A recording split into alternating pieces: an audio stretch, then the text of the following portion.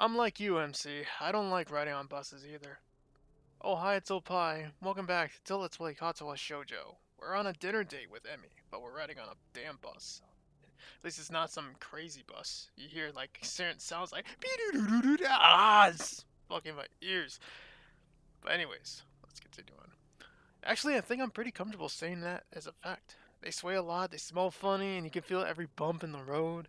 I'm really not looking forward to this. Plus, Emmy's legs keep making a clanking noise that draws the attention of everyone else on the bus. She's in shorts again, and she's got long socks drawn up on her prosthetics so they don't look so obviously false again. But that doesn't stop the odd look or two every time her legs bump together with an audible clunk. I shift nervously in my seat, and Emmy raises an eyebrow questioningly. She doesn't seem to mind the stares. Either that or she doesn't even notice that people are staring. I'm sure she's gotten her fill of odd looks before. After a certain amount of time, I doubt she'd notice anymore. Not that she'd ever tell me if I asked. Another fact is, I'm not just uncomfortable about the bus. Can't seem to come to terms with the fact that Emmy appears to be trying to bring me closer while at the same time pushing me away. The nurse says she trusts me, even if it doesn't sound like it. But I'm not sure I could trust the nurse. He's protective of Emmy, just like I'm protective of Emmy. And I'd be likely to say something to make her look good if someone asked me about her. So he might just be doing that. Still, there was something about the way he seemed genuinely surprised that Emmy invited me along. Maybe last night's talk helped more than I think, but I'm still worried. Meeting the parents is a big deal, right? Not that haven't already met Emmy's mother, but that was just an acquaintance. Now it's going to be as Emmy's boyfriend, with everything that implies. I can feel my heart pounding in my chest, an echo of that snow covered afternoon that feels like it was so long ago that it might as well be another life entirely. Except then, I didn't know what was going on. I also didn't have medication to help prevent things spiraling out of control. I've come a long way in terms of my physical health, and for the second time today, I feel like I'll be able to live normally now, or at least as normally as possible. Now, if I could manage my relationship as well as I manage my heart, I'd be in great shape. Well, we're here. Emmy grabs my hand as soon as we stepped off the bus. She starts heading down the street almost immediately. Come on, we got a couple blocks until my place. What? Oh, okay. I follow Emmy down the street, watching her confident stride. She's setting kind of a quick pace for just a walk. I guess she's anxious to get there. So, does your mom do this sort of thing often? Nah, not too frequently. Mom's been never been much for playing hostess. Oh yeah? Yeah, my dad was always the one pushing her to have people over. This sudden and unprompted reference to her father catches me off guard. And from the look on Emmy's face, I'm not sure she meant to mention him. I think I've only ever ever heard her talk about him once. All I remember is that Emmy's mom told me that he wasn't around anymore. Oh, your mom prefers solitude.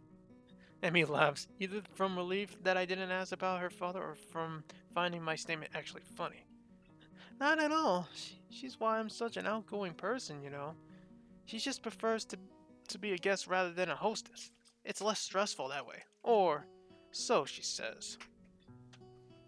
Let me adjust my seat here. Sorry about that. Uh, Clearly, she's never had to meet her girlfriend's mother for dinner. Emmy giggles again and speaks in a teasing tone. Nervous, you sound? You shouldn't be, you know. It's not that big of a deal. Just dinner at my house, that's all. Yeah, but have you ever brought home a boyfriend before? I confess that part of me dreads hearing the answer to this. I know very little of Emmy's past relationships. I don't even know if there were past relationships. No, I guess I haven't. Hey, maybe this really is a kind of a big deal after all. Oh, good. I feel twice as nervous. Though to tell the truth, I'm pretty happy to hear that I'm the first one. Maybe we've got something special after all. Boistered by this new thought, I managed to calm down considerably by the time Emmy knocks on her front door. She probably hits it with a prosthetic feet like this. She just kicks it like boom, boom, boom. So I'm sure she's got the legs just to like freaking just like do like a Liu Kang kind of kick and just kick down the door. What's all? Let alone a bicycle kick. Sorry. Hey, mom, open up. We're here. Oh shit! Emmy's mom's got a Sprite. She probably did, and I don't even remember. Again, this has been over a year since I've restarted playing this. Uh, yeah. It's sorry, I'm distracted here by this MILF here. The door swings open and Miss Ibarazaki stands grinning at her daughter. The grin is still surprisingly similar to Emmy's. I'm never gonna get used to that, but you should. You know, people normally wait for a few minutes before they start shouting at the door. And most mothers say hello to their daughters instead of scolding them right away. Ah, of course. Welcome home, dear. I've missed you. An affectionate hug later, and we're inside. And it is only then that Emmy's mom seems to remember that I'm actually here. Hi, I'm here. And hello to you, Isao. How are you? I'm quite well, thank you. Nice to have, nice to not have school to worry about for a little bit. Ah, yes, you finished up your exams, haven't you? That must be quite a relief for you both. It's certainly a weight off of mine, that's for sure. Mine too. I think I've slept well for the first time in weeks last night from relief alone. If this news is a surprise to Emmy's mother, she doesn't show it. Still, her response betrays a little note of interest. Is that so? I'm very glad to hear that, Emmy. You know I get worried when you get all wound up about well, exams. Suddenly Emmy's mother knows something I don't. Or rather, she doesn't know that Emmy's told me about the nightmares. It's interesting being able to observe how Miss Ibarazaki covers for Emmy. That protective instinct to make sure that I don't know any more than Emmy's willing to tell me. I suppose Emmy's got more in common with Quarks than I ever realized. Moves around fast, impossible to understand through direct observation, yet she has an effect on everyone she encounters.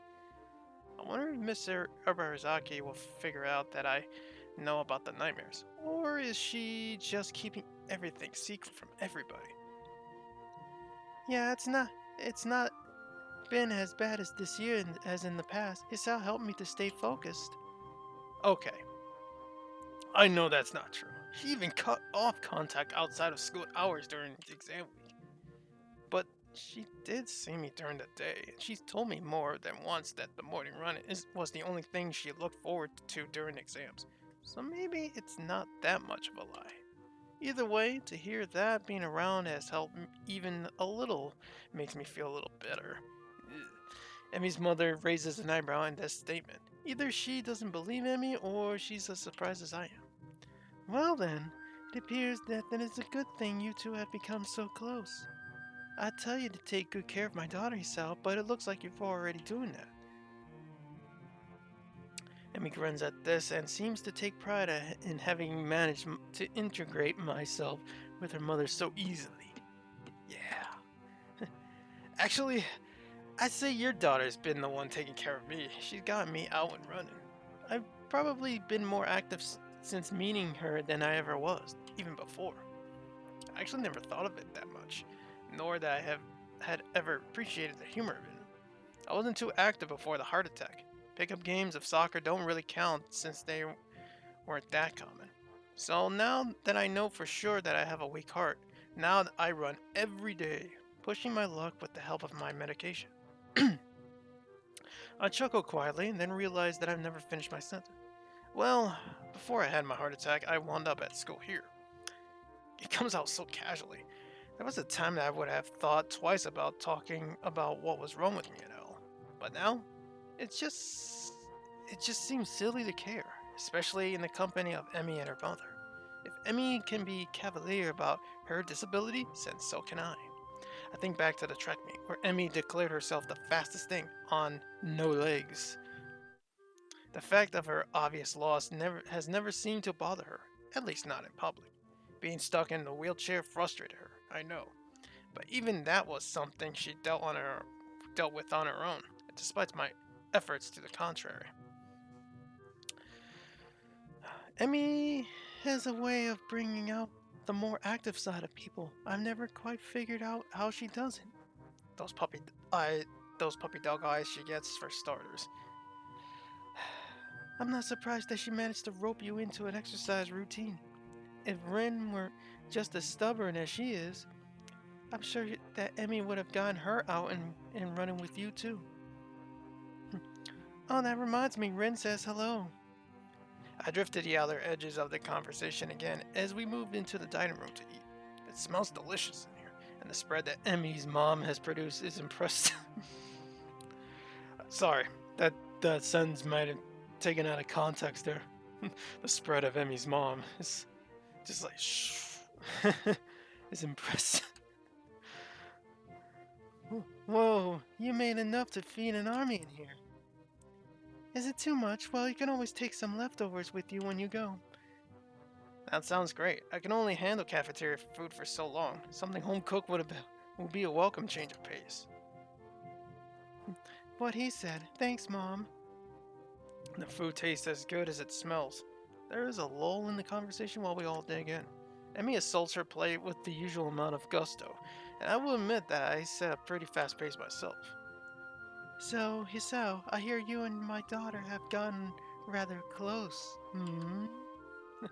The urge to say something like, not really, so strong that I open my mouth to say it, but then reassert control. We are close. There's no getting around it. I mean, Emmy's probably here, has she? Fortunately, both Emmy and her mother seem to take my reaction as a sign that I'm caught off guard, rather than considering saying something cruel. Well, I suppose we have. I blame the morning rounds myself. You make it sound like a bad thing, Hisao. Well, I for one found it a relief. Why's that? Emmy's always been a popular girl, but has never made any close friends. Oh, this is a bit of news to me. I've always seen Emmy chatting with her classmates in the hallways. And certainly the whole track team seems to love her, but it is true that she chooses to isolate herself during lunch with Rin and me. Not exactly the sort of behavior one expects from a popular girl, after all. Then again, I've experienced her unwillingness to get close firsthand, so I can't say that I'm that surprised. I was beginning to have my doubts. Emmy rolls her eyes to the ceiling or grumbles something I can't quite make out. Huh? What? Was that you just said? Nothing.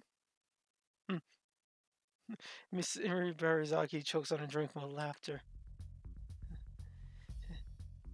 You've been hanging out with the nurse too long, Emmy. I'm going to have to talk to him about corrupting my daughter. Somehow I don't think that would be very effective. I've learned most of it from you anyway, not the nurse. That fucking smirk. I love that smirk. Don't listen to her, Isao. She's a born liar. Yeah, right. Oh, I don't know, Emmy. I think your mother has a point. What? You traitor! You're supposed to take my side in this. Yeah, but you did lie about your leg after the... Ow! Ow! Kick from the shins from an unmistakably plastic foot cuts me off, but not before Miss Barizaki's eyebrows shoot upwards. What about your leg? It wasn't a big deal, that's all. I was just in a wheelchair for a bit. And the Massfield mumbled words are quickly deciphered by Emmy's mother. I suspect she has experience with this sort of thing. And a worried frown appears on her face. So that's why he kept dodging my calls. Oh, Emmy, I know how much you hate being in a wheelchair. No wonder you've been on such a mood lately. Yeah, she's much happier on her feet, so to speak. Well, of course. She spent enough time in a chair just after the accident. She didn't get prosthetics immediately? No, she's had to finish healing up before they let her start the sort of therapy you have to go through just to adjust to those things. Emmy's shifting her eyes back and forth at me and her. I don't think she likes this conversation. Especially she wanted to run on them. I had no idea. Yeah, it sucked. Oh, did you see Rin's Muir at the festival? Emmy's sudden change of topic makes me realize belatedly that she's been fidgeting the whole time her mother and I have been talking. I should have figured on her being a little skittish when it comes to talking about the accident, even around her mother. No, I didn't make it out to the festival, remember? Although I caught a glimpse of it at your truck meet, it seemed pretty weird to me. I think that's more or less what she was going for. She talked a lot about it being dreamlike, or trying to make it dreamlike. Rin's art is one of those things I don't think I'll ever understand. That's not surprising. I don't think Rin expects to be understood. She told me once that art allows people to understand stuff they wouldn't understand otherwise, but all the same, she doesn't think it actually works that way. I'm surprised that Emmy's talked about this with Rin extensively enough to actually have Rin's opinion, such as it is. Although I expect that Rin could not, if she was so inclined, say the same thing about Emmy's. Unless, of course, Emmy is purposely keeping me in the dark about everything, which is likely but unpleasant to think about. I drift down this unpleasant train of thought for a while, losing track of the conversation. Hey, Emmy, I've been meaning to ask. Huh? Are you going to visit your father this year? Oh. Alright, this might get, Yep, there goes the music, of course. This might get, This might get bad. From the way she says it, you think Emmy's mother was talking about the weather. But the way Emmy reacts, it's clearly not the weather they're talking about. She flinches, a slight jerk of the head backwards as if she's just been slapped in the face. Can we talk about this later? Her voice sounds brittle, strained. It looks like she's been severely shaken by the question. Seems that Miss Uberizaki misjudged just how close Emmy and I are. Some things, it seems, are best not conversed about with me around. Father is one of those things. The accident that took her legs is probably another one of those things. If her reaction to the earlier conversation between her mother and myself is any indication, it doesn't take Emmy's mother long to realize she's screwed up. Oh, of course we can, dear. I'm sorry to bring it up. Just wanted to ask so I can make plans. It's fine. Don't worry about it. Emmy fidgets nervously, as if embarrassed by her own reaction. I confess that her reaction is confusing. She's only just mentioned her father to me earlier today, less than a few hours ago, even. Why does a simple question about when she'll visit her father cause such a strong reaction? Unless whatever serenity she claimed to have reached by means of her talk the previous evening has suddenly evaporated. Or it didn't help as much as she thought or claimed. Oh, I'll be right back. Gotta visit the little girl's room. And gets up and suddenly leaves the table, leaving me and Miss Ararazaki alone. I think this might be her best chance to try maybe learn more about the father here, since she's not around. I'm a little conflicted. Should I go after her or should I stay here? It's obvious that Emmy's departure was not based on the call of nature. Something's been bothering her, and I have to know what it is. How about go after it? Ooh. Huh. I really would like to know this, but I'm gonna quickly save state here. But before I do that, let me do this. Oops. that's the be right back stream. Well, actually, that actually works. That actually works. I use that for my streams.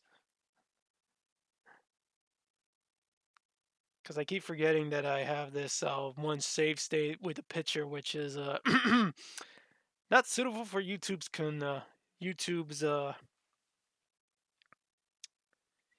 YouTube standards, unfortunately. Let me see. And of course, I have to make sure, like, I have to make sure I'm going in the right path. I don't want to, go to a path because, as I said in the last part, that she has three different endings, and it depends on, certain, you know, options here.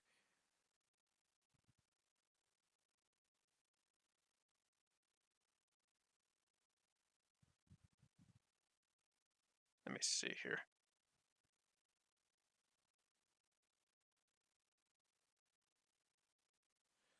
I actually don't know what part. Actually, I don't know what act I'm in.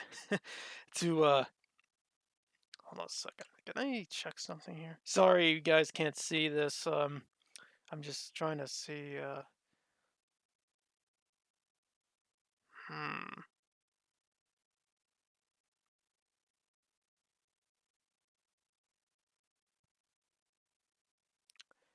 I wonder if this is the branch right here that if I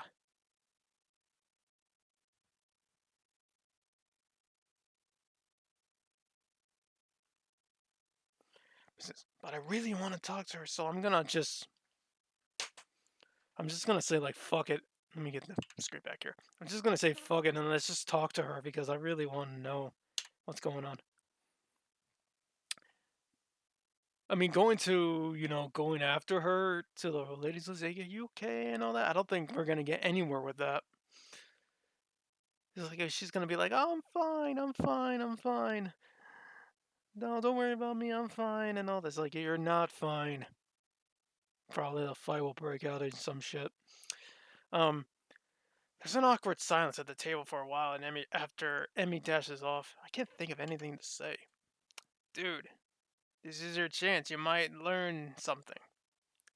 Emmy's mother sighs, breaking the silence. I'm sorry about that, Hisao. I sometimes forget that Emmy's touchy about certain subjects. Anna was talking about the wheelchair thing too. Should I go after her? Heavens, no! She didn't leave the table to continue the conversation. But if she's troubled, should someone help her? If it were anyone else, I'd say yes, but my daughter is stubborn as a mule, and if she wants to be alone, it's best to let her be alone. Otherwise, she'll probably say something she regret, which would cause you to say something you'd regret, and I prefer that dinner doesn't end with one or the both of you storming out of the house. Yeah. See, if we went after her, we would probably shit was gonna go down. If that were to happen, I'd be a terrible hostess, wouldn't I? I've already acted as a fool once today. That's okay. I shouldn't have brought up the wheelchair, apparently. Miss Arabarazaki frowns, clearly more bothered by Emmy's omission that she let on. I wish she wouldn't do that. It just makes me worry more. She does this often? What, running off to the bathroom? No, I can't say she does. Keep injuries from her mother, though? Well, that's a little more common. Every time I catch her lying like that, she assures me that the only reason she didn't tell me is because it wasn't a big deal. If it's any consolation, I'm sure the only reason I knew about it at all was because I saw her every day. This solicits a dry chuckle from across the table. Ms. Barzaki sighs a little sadly. Still hesitant about getting close to the people, huh? I keep hoping that she'll get over that. It's funny, really. She bounced back so well from the accident in so many ways. I guess some things never really go away. From the looks of it, the whole thing still bothers her too. She seems to be a little more willing to talk about the accident without Emmy around, though. Hey, I got a question, if it's alright. Oh? What else did Emmy lose in that accident? The nurse said that she gets this way near the anniversary and she won't talk about it to me. So, you thought I filled you in, hmm? Yeah, hopefully, yes. I want to know too. Honest. I really know. I want to know. Well, there's a problem with that request, you know. Let me guess. You promised Emmy you wouldn't tell anyone she didn't want you to know. And you don't know if she wants me to know. Something like that. I promised Emmy that she'd be the one to tell people the full story. Wasn't that important? I mean, it's clearly had a huge effect on her if she's still like this for so long after the accident happened. That's true. It did have a long lasting effect on her. There are a few things that she'll probably never really get over. For a moment, Miss Arazaki looks incredibly saddened, as if an old wound is bothering for her. I suppose there are a few things I'll never really get over either. Another dry chuckle with a shake of her head. Emmy's mother banishes the memory. Look, there's something you absolutely must understand about the way Emmy thinks about the accident. What's that? It wasn't a big deal. Somehow I managed to keep my mouth from falling open in surprise. Dong! But it takes some effort. That has to be the most ridiculous thing I've ever heard. I beg your pardon? Okay, maybe it's not that simple, but it is pretty accurate summation. Summation. Emmy believes that the accident did not define her, and that everything she lost that day didn't define her either. She's not that girl who lost her legs. She's the fastest thing on no legs. Her optimism and energy came out of that wreck without a scratch, as far as she's concerned. Yet it goes beyond that, doesn't it? I mean, last night she told me that she refused to rely on me because it would make losing me too painful. Not really. You said she won't tell you about the accident, even though you've asked her about it before. The reason she won't talk about it when you ask is because to her it's not something you absolutely need to know. Even if she wasn't terrified of getting too close to anyone, she still wouldn't talk about it. She's afraid of being close to me. Oh, goodness me. Yes. For all that talk about being unscathed by the accident, she's gained the ugly knowledge of how quickly it can all be over. So she's not going to let people get especially close to her, and she certainly would resent any implication that she cannot work through this on her own. But I don't think she can. Oh no? Are you sure you've been dating my daughter and not somebody else? Trust me, Isao. She could get through it on her own. But she has nightmares and can't sleep well, and she does this every year. Tell me, if she wasn't able to get through it on her own, do you really think she'd still be alive? She would have killed herself or something equally melodramatic. So what? I shouldn't try to help her? I didn't say that. I hate seeing my daughter like this, and knowing that she could rely on someone else wouldn't let me relax. You just need to understand that accepting help goes against everything Emmy thinks about herself and the way the world works. If you still want to offer her help, then I guess it's your call. Honestly, I'd like you to, but it'd be silly not to warn you that it's not going to be easy. You just need to be patient with her. She's already closer to you than anyone else she's ever met at Yamaku. Well, it sure doesn't feel like we're very close. Oh, good. That makes this part easier. Oh, Emmy's voice gave me the heart attack. Whoa, didn't hear you come back, Emmy. How convenient. Wait, were you eavesdropping? Nope, just happened to come back at the right moment, I guess. Emmy, Hisao was just. Emmy holds up a finger, cutting her mother off. On his way out of the house. Yeah, I know. Oh, that's a creepy smile. I don't like where this is going. Oh, shit. Emmy's trembling with anger now, looking vaguely betrayed. Oh, man. Yeah, she heard everything.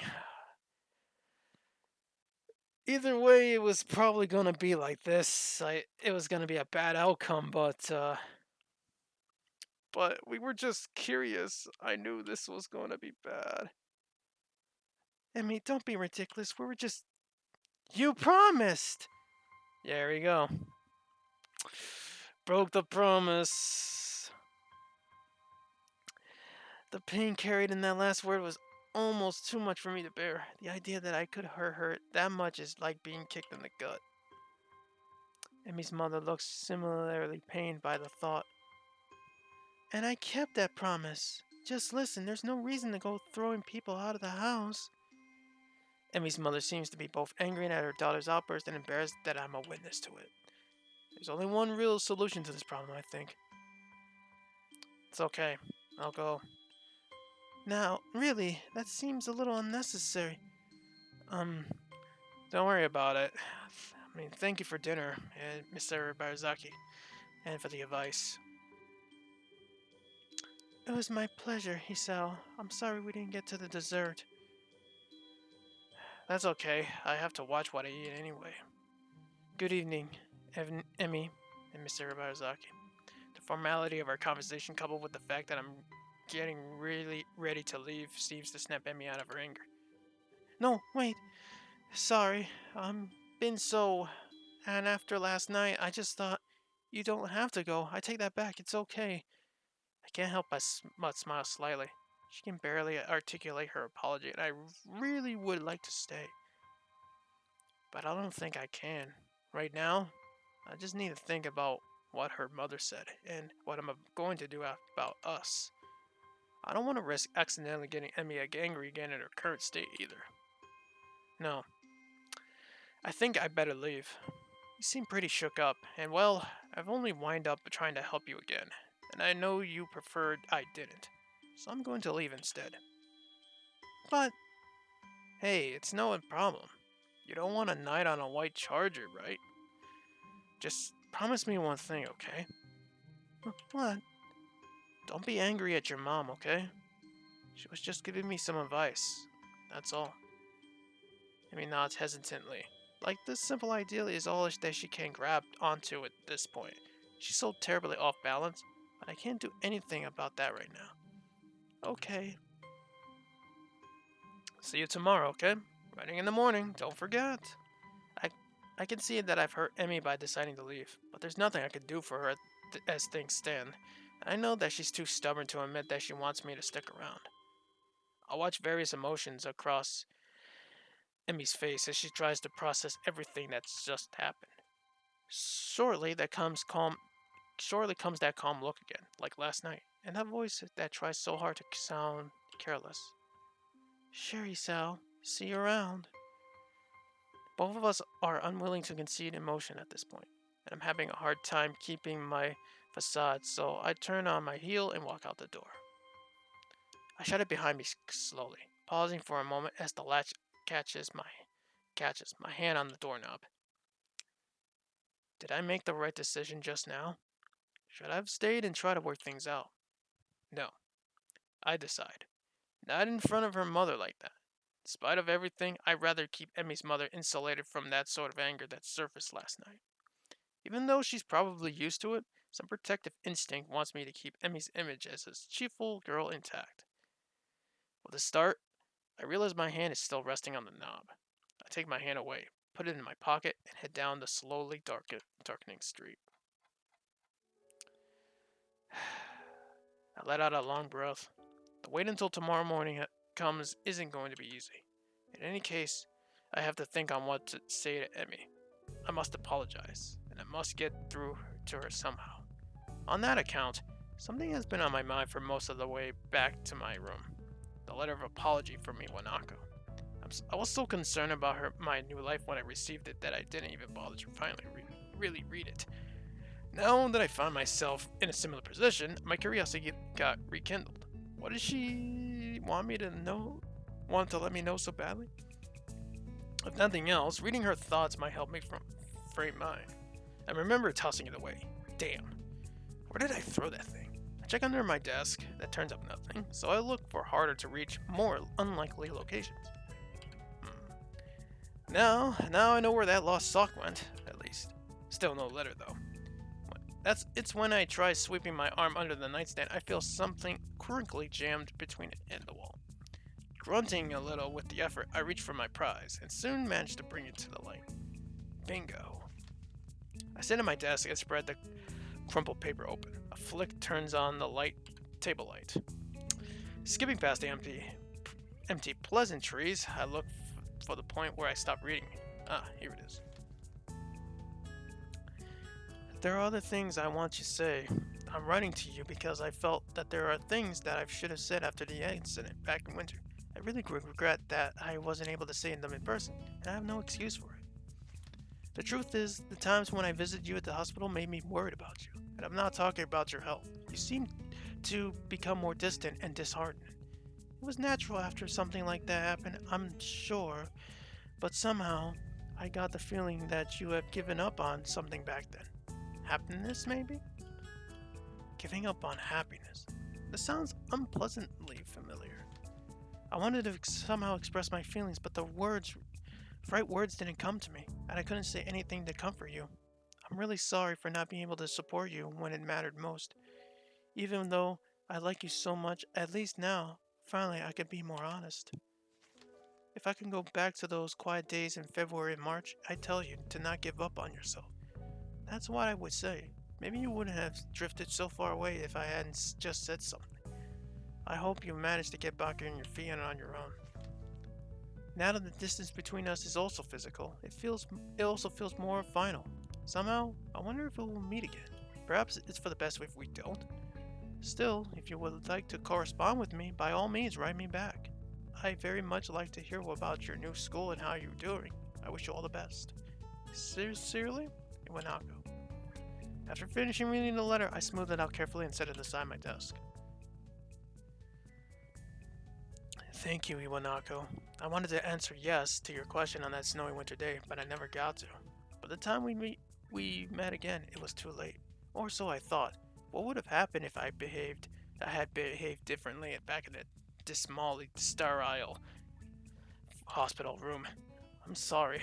There's no point in wondering now, but there's no point in trying to forget either.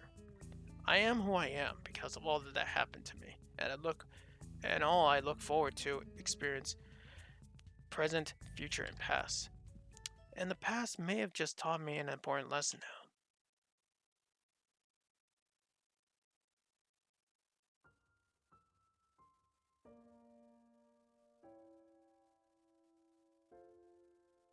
Act 4. Oh,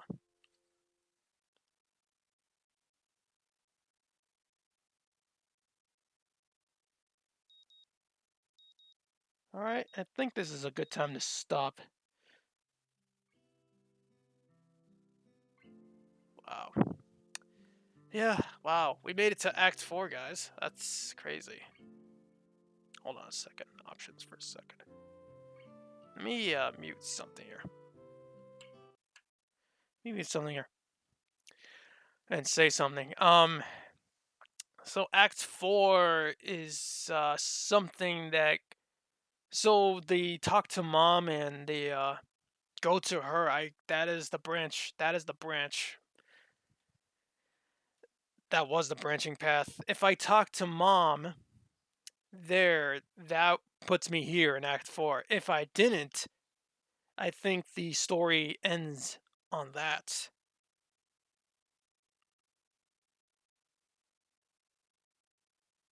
I think the story ends on that. Oh, wait, you know what? No. I think there would have been another prompt if I said go after her. There would have been another prompt. I think there would have been another branch. So, we have stumbled ourselves into the good ending route. So I was like, oh, I think I fucked up here. So, I don't know what to do in this situation. I think maybe I have to go back and just try to either that or just just finish the good ending here and then just go bad ending. Otherwise, I'm doing everything backwards. I don't know. But anyways, guys, we're going nearly 40 minutes in this part. We're gonna stop here, sadly.